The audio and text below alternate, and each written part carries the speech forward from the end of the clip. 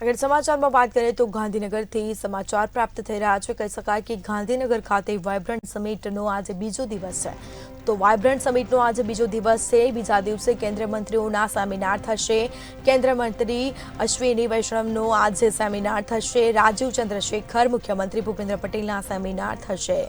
કેન્દ્રીય મંત્રી નીતિન ગડકરી પણ સેમિનાર યોજશે। સાથે જ અનેક કેન્દ્રીય મંત્રીઓ આજે વાઇબ્રન્ટ સમિટમાં ભાગ લેશે। આજે બીજો દિવસ છે। કેન્દ્રીય મંત્રી નિર્મલા સીતારમણ પણ ગિફ્ટ સિટી પર સેમિનાર યોજશે।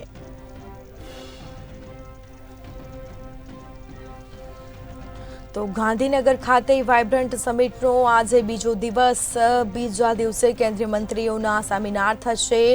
આજે કેન્દ્રીય મંત્રી આજે કહી શકાય વાઇબ્રન્ટ સમિટમાં ભાગ લેશે।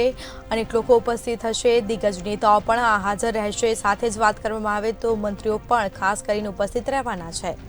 તો આજે વાઇબ્રન્ટ સમિટનો બીજો દિવસ છે।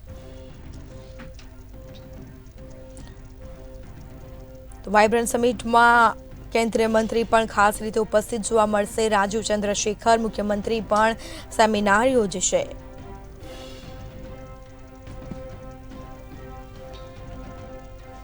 તો વાઇબ્રન્ટ સમિટનો આજે બીજો દિવસ। નીતિન ગડકરી સહિતના મંત્રીઓ ઉપસ્થિત રહેશે।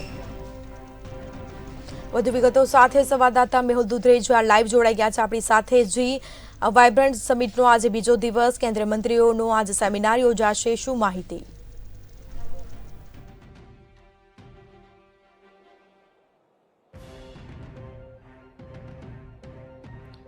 જે પ્રમાણે વાઇબ્રન્ટ સમિટનો જે બીજો દિવસ છે, ગઈકાલે જે વડાપ્રધાન નરેન્દ્ર મોદી દ્વારા જે સ્પીચ આપવામાં આવી, સાથે તમામ જે ઉદ્યોગપતિ દેશ વિદેશના તેના દ્વારા પણ જે એમઓયુની વાત કરવામાં આવી અને ગુજરાત વિકાસની જે વાત છે 2047નો રોડમેપ છે, આ તમામ જે વસ્તુઓ જાહેર થઈ તેની સાથે સાથે આજથી જે છે સેમિનાર છે તે બીજા 33 જેટલા જે સેમિનાર છે તે જે વાઇબ્રન્ટ ખાતે યોજાવાના છે, મહાત્મા મંદિર ખાતે યોજાવાના, જેની અંદર સૌથી મહત્વપૂર્ણ જે સેમિનારો જે છે તે યુએસ ઇન્ડિયાના જે રિલેશનને લઈને જે એમઓયુ થવાના છે તેની પણ ચર્ચા અને તેનો સેમિનાર યોજાવાનો છે। આ સાથે જ તેની અંદર મુખ્યમંત્રી હાજર રહેવાના છે, તમામ જે ડેલિગેશન છે તે પણ હાજર રહેવાનું છે। સૌથી મહત્વપૂર્ણ પ્રોજેક્ટ કહી શકાય ઇલેક્ટ્રિક વ્હીકલ અને ઈવી જે છે તેને લઈને, ખાસ કરીને કે વડાપ્રધાને ગ્રીન એનર્જીને લઈને જે ચર્ચા કરી છે તે અંગે પણ જે સેમિનાર છે તે યોજાવાનો છે।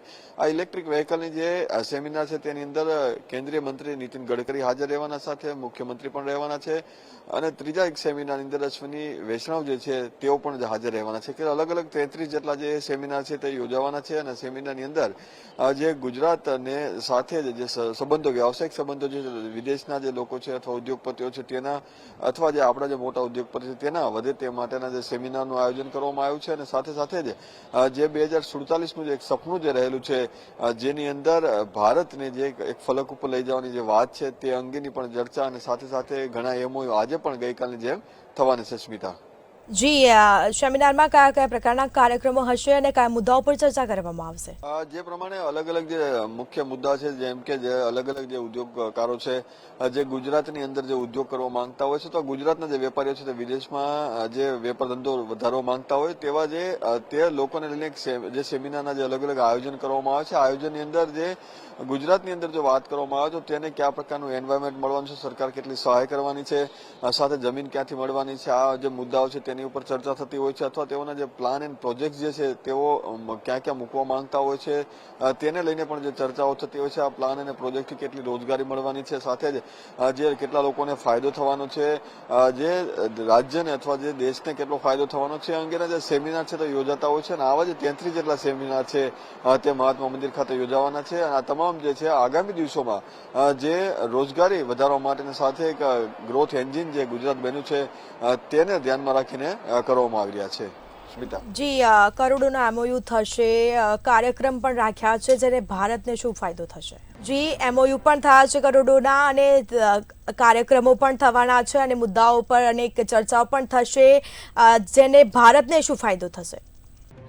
જે પ્રમાણે ગઈકાલે જે એમઓયુ થયા છે તેને આજે આંકડો છે તે આંકડો આપવામાં નથી, પરંતુ યુએઈ સાથે જે ભારતના જે એમઓયુ થયા છે અને ખાસ ગુજરાતના જે એમઓયુ થયા છે એને લઈને જે અલગ અલગ સેક્ટરની અંદર જે 4 મોટા સેક્ટર છે, જે હેલ્થ કેર સેક્ટર છે, સાથે સાથે જ જે પોર્ટ સેક્ટર છે, આ સાથે જ ફૂડ સેક્ટર છે, આ તમામ જે 4 સેક્ટર ઉપર જે એમઓયુ થયા છે, જે યુએઈ સાથેના જે એમઓયુ થયા છે તેની અંદરથી પણ જે રોજગારી છે તે ગુજરાતની અંદર વધવાની છે, સાથે જ ભારતમાં અર્થતંત્ર છે તે ખૂબ જ મજબૂત થવાનું છે. આવા જ પ્રકારના જે એમઓયુ છે તે આજે પણ થવાના છે. આજે પણ ઘણા બધા એમઓયુ છે જે થવાના છે, જેની અંદર પણ ઘણો બધો ફાયદો દેશને થવાનો છે. આ તમામ જે એમઓયુ છે જેની જાહેરાત જે છે તે સાંજે કરવામાં આવે છે. જે સાંજે તમામ જે કોની વચ્ચે કેટલા એમઓયુ છે તે તમામ પ્રકારની જે માહિતી છે તે સાંજે આવશે. પરંતુ ગઈકાલના જે પ્રથમ દિવસના જે એમઓયુ છે તેની અંદર સૌથી મહત્વપૂર્ણ વાત જે છે તે ભારત અને યુએઈના જે 4 મહત્વપૂર્ણ સેક્ટરની અંદર જે થયેલા એમઓયુની વાત છે.